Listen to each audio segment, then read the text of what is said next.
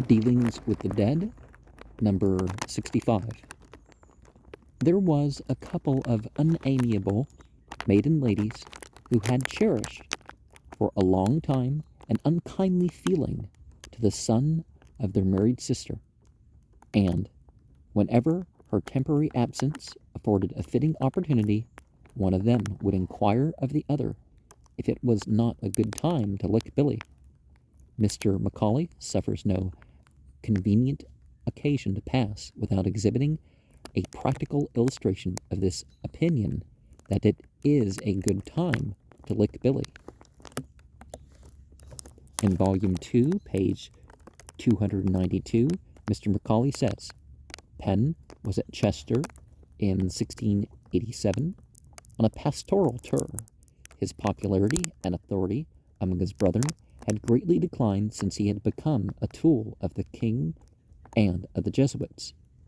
In proof of this assertion, Mr. Macaulay refers to a letter from Bonrepaux to Signalet and to Gerald Cress, his Quaker history.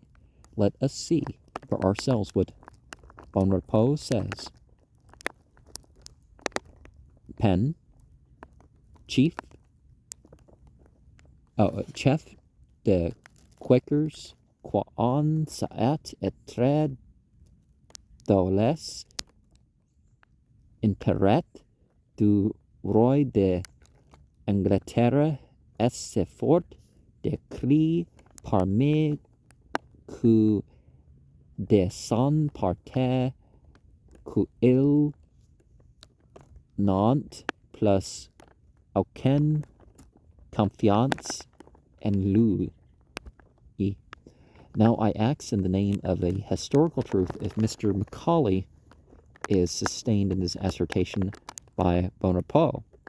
Is there a jot or tittle of evidence in this reference that Penn had become a tool of the king and of the Jesuits, or that Bonrepaux was himself of any such opinion?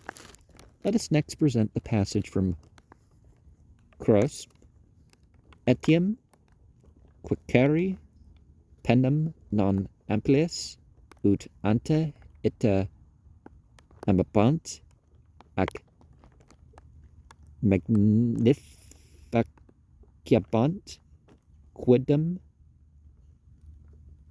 et aversabantur ac fugabant. I ask in reference to this quotation from Cross the same question. No possible version of these passages into English will go farther than to show that the Quakers were dissatisfied with Penn. About that time, in neither is there the slightest reference to Penn as a tool of the king and of the Jesuits. Mr. Macaulay's passage is so constructed that his citation of authorities goes not only to the fact of Penn's unpopularity for a time, but to the cause of it, as assigned by Mr. Macaulay himself, namely that Penn had become a tool of the king and of the Jesuits. Now, it is well known that Penn, in 1687, was in bad odor with some of the Quakers. He was suspected by some persons of being a Jesuit. George Keith, the Quaker renegade, called him a deist. He was said by others to be a papist. Even Tillotson had given countenance to this foolish story, which Penn's intimacy with King James tended to corroborate. How far Tillotson believed Penn to be a papist or a tool of the king or of the Jesuits will appear upon the perusal of a few lines from Tillotson to Penn, written 1687, the year before that of which Mr. Macaulay is writing.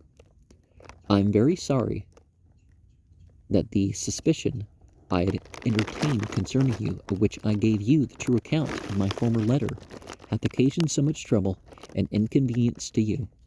And I do now declare with great joy that I am fully satisfied that there was no just ground for that suspicion, and therefore do heartily beg your pardon for it. Clarkson's Memoirs, Volume 1, Chapter 22. If the authorities cited sustained the statement of Mr. Macaulay, their credibility would still form a serious question. In Volume 2, pages 305, 307, and 308, Mr. Macaulay refers to Bonrepaux's complicity with the Jesuits. It would have been quite agreeable to that crafty emissary of Lewis to have had it believed that Penn was of their fraternity. As for General Croix, Chalmers speaks of him and his history with very little respect and states that it dissatisfied the Quakers.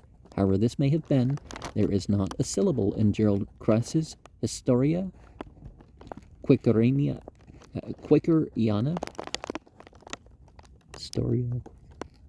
giving color to Mr. Macaulay's assertion that Penn had become a tool of the king and of the Jesuits. On the contrary, Quest, as I shall show hereafter, speaks of Penn with a great respect on several occasions. In the same paragraph of which a part is quoted, at the commencement of this article, Mr. Macaulay, after stating that when the king and Penn met at Chester in 1687, Penn preached, or, to use Mr. Macaulay's word, harangued, in the tennis court, he says, "It is said, indeed, that His Majesty deigned to look into the tennis court and to listen with decency to his friend's melodious eloquence." What does Mr. Macaulay mean? That the king did not laugh outright, that he made some little exertion to suppress a disposition to make a mock of Penn and his preaching? No intelligent reader, though he may not catch the invidious spirit of this remark, can fail to perceive the writer's design to speak disparagingly of Penn. Well, what is Mr. Macaulay's authority for this?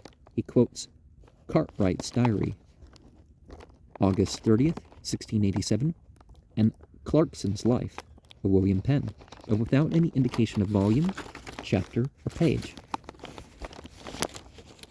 This loose and unsatisfactory kind of reference is quite common with Mr. Macaulay, and one might almost as well indicate the route to the pyramids by setting up a finger post in Edinburgh, pointing in the direction of Cairo. No eminent historian, English or Scotch, has ever been thus regardless of his reader's comfort. Neither Rapin, nor Tyndall, Smollett, nor Hume, nor Henry, nor Robertson, nor Guthrie, nor any other. Of this the reader may well complain. This may all be well enough in a historical romance, but in a matter pretending to be true and impartial history, no good reader will walk by faith altogether and upon the staff of a single narrator, and he will too often find that the spirit of the context in the authority is very different from that of the citation. He who imparts to any historical fact the coloring of his own prejudice and dresses up a statement after his own fancy has no right to vouch in as his authority for the whole thing, however grotesque he may have made it.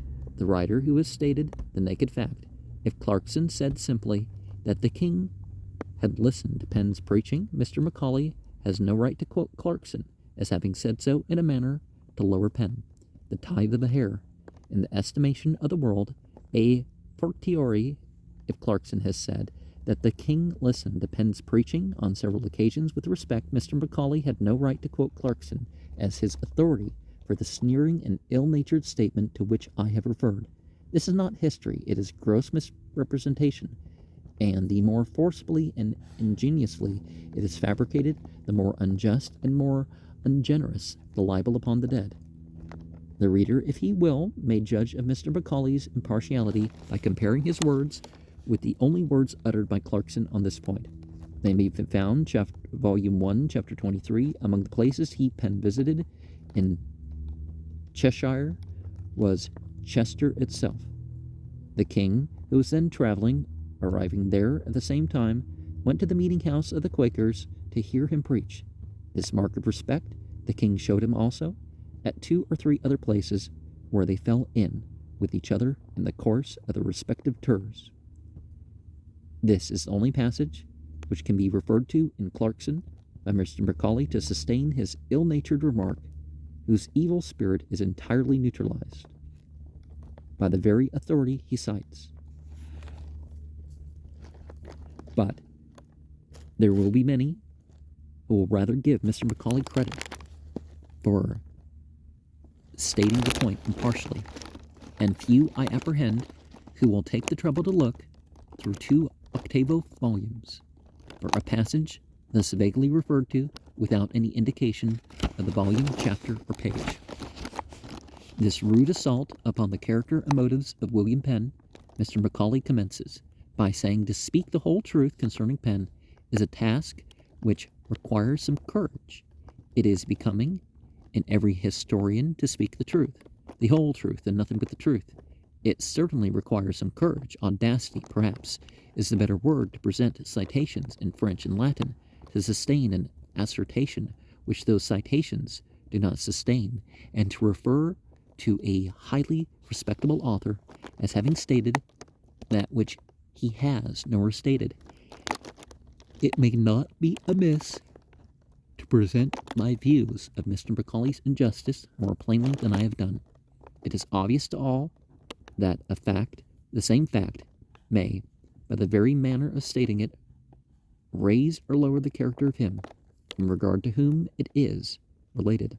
The manner of representing it may become material or substantially part and parcel of the fact as completely as the coloring is part and parcel of the picture. No man has a right to take the sketch or outline of an angel, and having given it the sable complexion of a devil, ascribe the entire thing, such as he has made it, to the author of the original sketch. No man surely has a right to seize a wreath respectively designed for the brows of his neighbor, distort it into the shape of a fool's cap, and clap it upon that neighbor's head, and then charge the responsibility upon him who prepared the original chaplet as a token of respect. Mr. Macaulay represents King James as listening to the preaching of Penn with concealed contempt. Such are the force and meaning of his words. And he quotes Clarkson as authority for this, who says precisely the contrary. Every reader who is uninstructed in the French and Latin languages will view the quotations from Bonrepaux and Croce as authorities for Mr. Macaulay's assertion that Penn had become the tool of the king and the Jesuits. For whether carelessly or cunningly contrived, the sentence will certainly be understood to mean precisely this. A large number, even of those who understand the languages, will take these quotations as evidence upon Mr. Macaulay's word without examination, just like people do with footnotes and Bible commentaries. Now, as I have stated, there is not the slightest authority in these passages for Mr. Macaulay's assertion.